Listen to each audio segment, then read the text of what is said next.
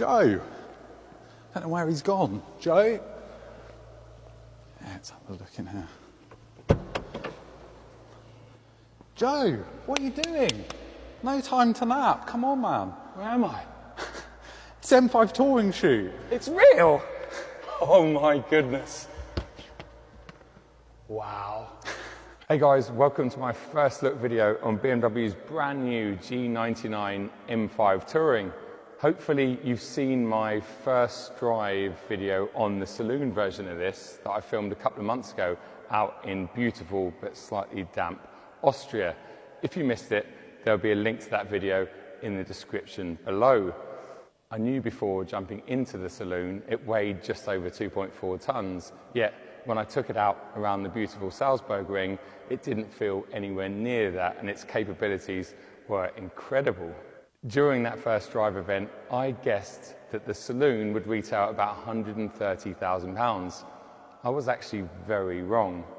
But thankfully, I was very wrong in a good way, because I've just heard the announced price for the saloon that is now out as you're watching this video, and it's going to retail at £110,500 plus on roads.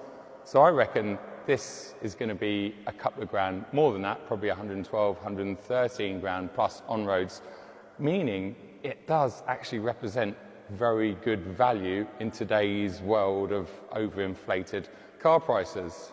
Taking those prices into consideration, how does that mean this fares against its rivals?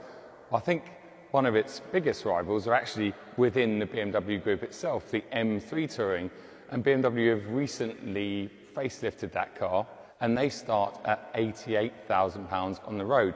So there's going to be about a 25 grand difference between the two cars, but obviously this has got a lot more going on under the skin. It's a plug-in hybrid, which we'll get to a bit later.